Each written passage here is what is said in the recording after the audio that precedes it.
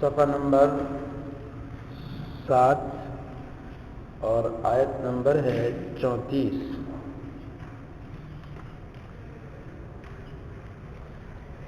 اعوذ باللہ من الشیطان الرجیم، بسم اللہ الرحمن الرحیم۔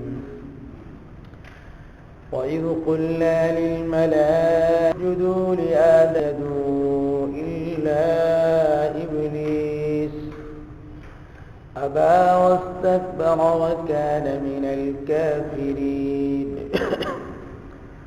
وَقُلْنَا يَا آدَمُ اسْكُنْ أَنْتَ وَزَوْجُكَ الْجَنَّةَ وَكُلَا مِنْهَا رَغَدًا حَيْثُ شِئْتُمَا وَلَا تَقْرَبَا هَذِهِ الشَّجَرَةَ فَتَكُونَا مِنَ الظَّالِمِينَ۔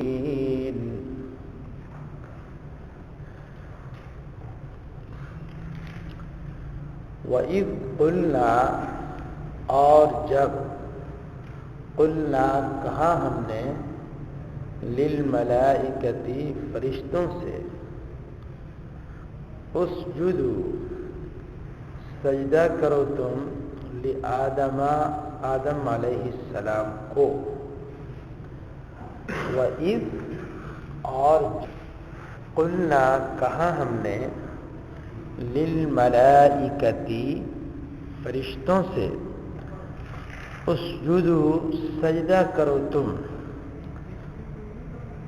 ہاں، جب ملا کے پڑھیں گے نا تا، تو پھر تسجدوا پڑھیں گے، اور ویسے یہ اصل میں امر ہے، اسجدوا آئے گا۔ ہاں، امر حاضر ہے تو اسجدوا، لیکن جب ملا کے پڑھیں گے تو یہ سین سے پہلے جو حمزہ ہے یہ وَإِذْ قُلْنَا لِلْمَلَائِكَةِ اسْجُدُوا، تو حمزہ کو پڑھیں گے تو پھر اسجدوا پڑھیں گے۔ وَإِذْ قُلْنَا اور جب کہا ہم نے، لِلْمَلَائِكَةِ فرشتوں سے، اسجدوا سجدہ کرو تم، لآدم آدم علیہ السلام کو۔ اسجدوا یہ امر حاضر کا صیغہ ہے، اور قلنا یہ جمع متکلم ماضی کا صیغہ ہے۔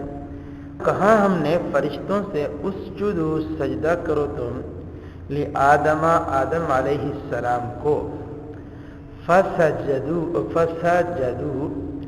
پس سجدہ کیا انہوں نے، فامن پس، سجدوا یہ جمع مذکر غائب ماضی کا صیغہ ہے، پس سجدہ کیا انہوں نے، فسجدوا پس سجدہ کیا انہوں نے، الا ابلیس مگر ابلیس نے، فسجدوا پس سجدہ کیا الا ابلیس مگر ابلیس نے، ابا انکار کیا، واستکبر اور تکبر کیا، ابا انکار کیا، واستکبر اور تکبر کیا، وَكَانَ مِنَ الْكَافِرِينَ اور ہو گیا وہ کافروں میں سے۔ ابا انکار کیا، واستکبر اور تکبر کیا، وَكَانَ مِنَ الْكَافِرِينَ ہو گیا وہ کافروں میں سے۔ وَقُلْنَا اور کہا ہم نے، یا آدم اے آدم، اسکن انت وزوجک الجنت ٹھہر تو، وزوجک اور تیری بیوی، الجنت جنت میں، ٹھہر تو، وزوجک اور تیری بیوی، الجنت جنت میں، وَكُلُوا اور کھاؤ تم دونوں کے دونوں، منہا اس جنت سے، رغدن جی بھر کے، با فراغت، حیث شئتما جہاں سے تم چاہو، وَكُلَا اور کھاؤ تم دونوں کے دونوں، کلا یہ بھی عمل کا صیغہ ہے، تثنیہ، وَكُلَا مِنْهَا اور کھاؤ تم اس جنت سے، رغدن جی بھر کے، حیث شئتما جہاں سے تم دونوں چاہو، ولا تقربا هذه الشجرة اور نہ قریب جاؤ تم اس درخت کے، فتکونا من الظالمین، پس ہو جاؤ گے تم نا انصافی کرنے والوں میں سے، ولا تقربا، اور نہ قریب جاؤ تم، هذه الشجرة، درخت کے، فتکونا، پس ہو جاؤ گے تم من الظالمین، نا انصافی کرنے والوں میں سے۔ وَإِذْ قُلْنَا، اور جب کہا ہم نے، لِلْمَلَائِكَةِ، فرشتوں سے، اسجدوا، سجدہ کرو تم، لِآدَمَ، آدم علیہ السلام کو، فسجدوا، پس انہوں نے سجدہ کیا، الا ابلیس، مگر ابلیس، ابا، انکار کیا، واستکبر، اور تکبر کیا، وکان من الکافرین، اور ہو گیا وہ کافروں میں سے۔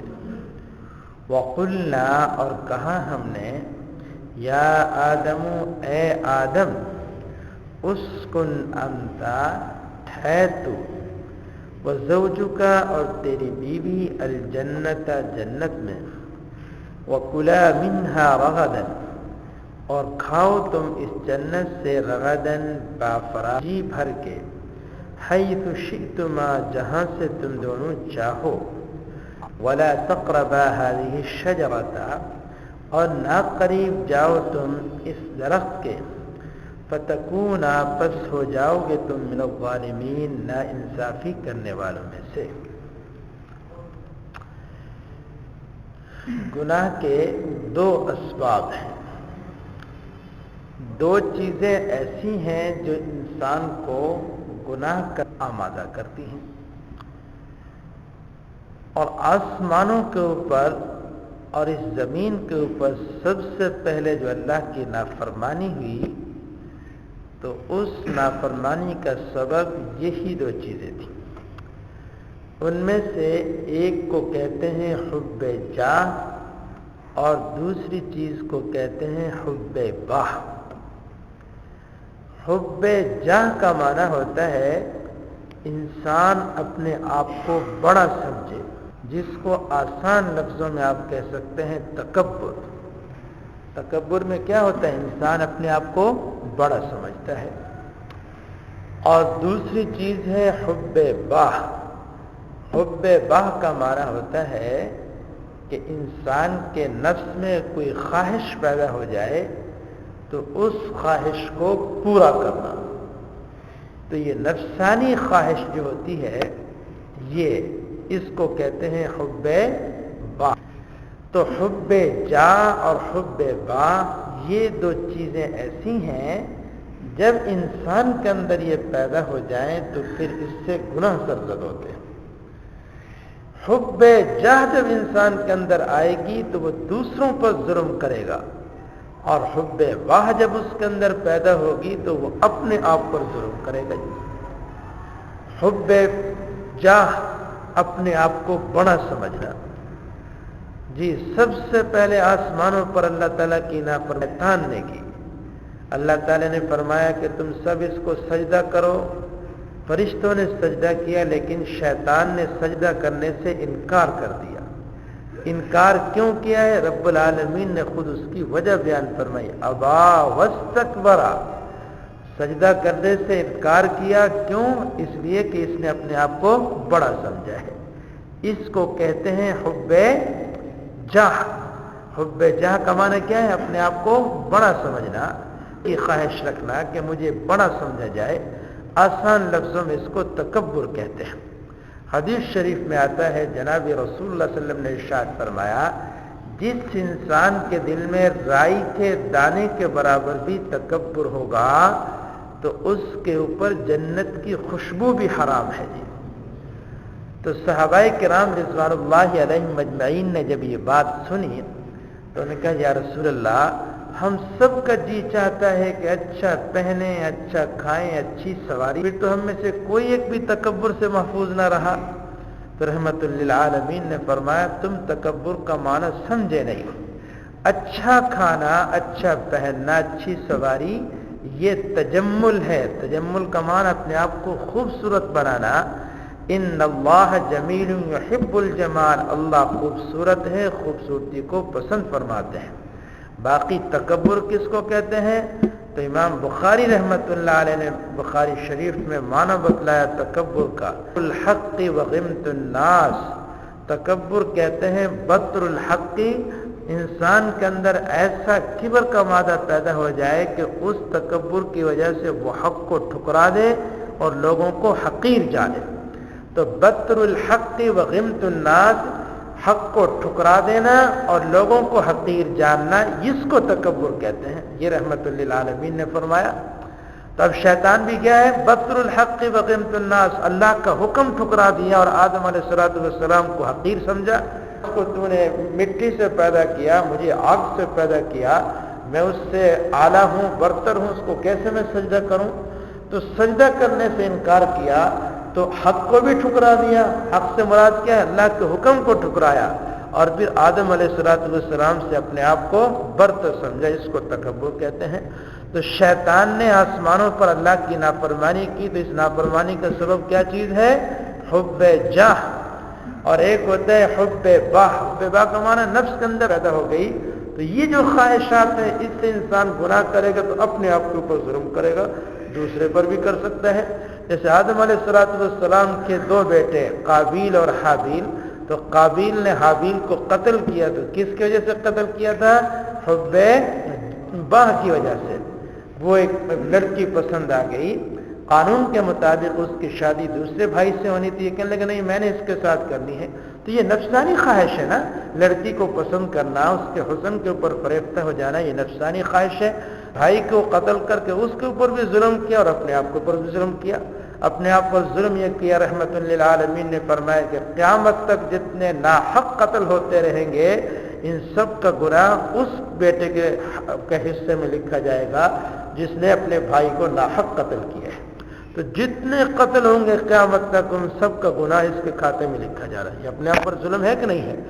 تو یہ دو چیزیں ہیں، تو ایک کو کہتے ہیں حب جاہ اور ایک کو کہتے ہیں حب باہ۔ جب یہ چیز انسان کے اندر پیدا ہو جاتی ہیں تو اس سے گناہ ہوں گے، اپنے آپ پر بھی ظلم کرے گا، دوسروں پر بھی ظلم کرے گا۔ تصوف اس کو کہتے ہیں کہ انسان ان دونوں چیزوں کا علاج کر دے، یہ حب باہ کو بھی کچل ڈالے اور حب جاہ کو بھی کچل ڈالے، اپنے اندر عاجزی پیدا کرے، اپنے نفس کے اوپر کنٹرول کرے۔ اگر کوئی انسان ان دونوں چیزوں میں کامیاب ہو جاتا ہے وہ اللہ کا دوست ہے، اللہ کا ولی ہے، ایسے آدمی کو صوفی کہا جاتا ہے۔ تو شیطان نے اللہ کی نافرمانی کی تو اللہ نے سبب بھی بتلا دیا، ابا اکبرا، اس نے انکار کیا اور تکبر کیا اور کان من الکافرین، کافروں میں سے ہو گیا۔ تو بھئی یہ دو چیزیں بڑی خطرناک ہیں، اللہ تعالیٰ نے بتلا دیا کہ ان کی وجہ سے انسان سے گناہ سرزد ہوتے ہیں۔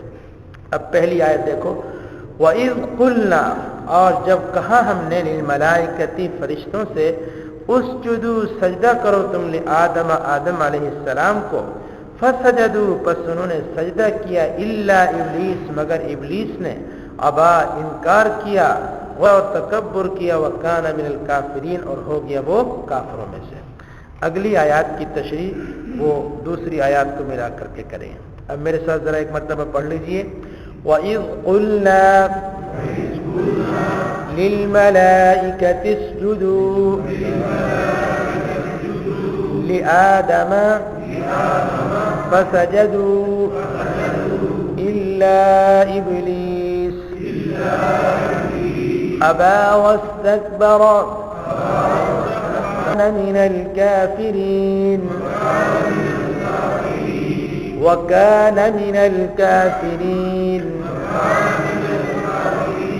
وَقُلْنَا يَا آدَمُ اسْكُنْ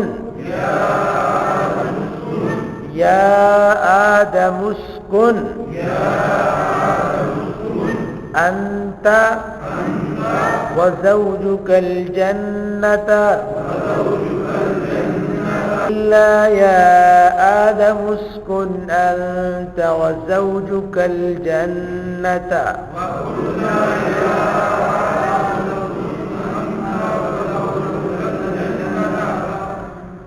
وكلا منها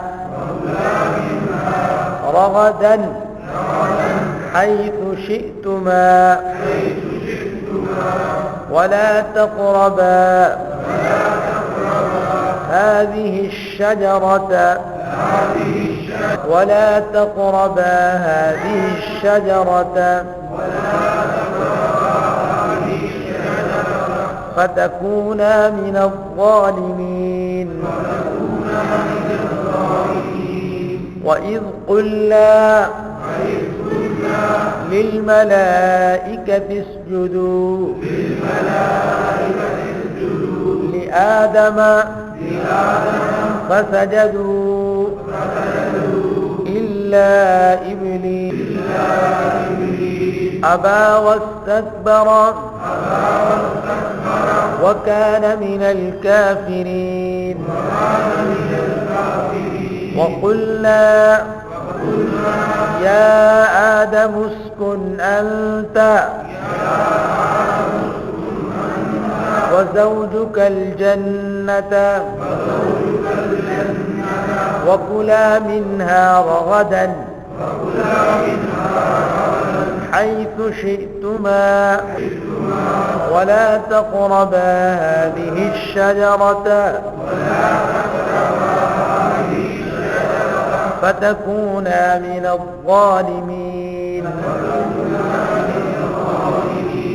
وَإِذْ قُلْنَا کیا ترجمہ ہے؟ اور جب کہا ہم نے للملائکتی اسجدوا لآدم فسجدوا إلا إبليس أبى واستكبر وكان من الكافرين وقلنا اور کہا ہم نے یا آدم اسکن انت ٹھہر تو وزوجک الجنت وکلا منها رغدا حيث شئتما ولا تقربا هذه الشجرة فتكونا من الظالمین. ناانصافی کرنے والوں میں سے یہ بتاؤ کلا کا کیا ترجمہ ہے، رغدن کا کیا ترجمہ ہے، حیثو کا کیا ترجمہ ہے، شئتما کا کیا ترجمہ ہے، ہذہ الشجرہ کا کیا ترجمہ ہے، اس درخت کے. اس کون سے لفظ کا ترجمہ ہے؟ اسکن کا کیا ترجمہ ہے، سجدو کا کیا ترجمہ ہے، اسجدو کا کیا ترجمہ ہے، وَكَانَ مِنَ الْكَافِرِينَ. اچھا لا علم لنا الا ما علمتنا کا کیا ترجمہ ہے؟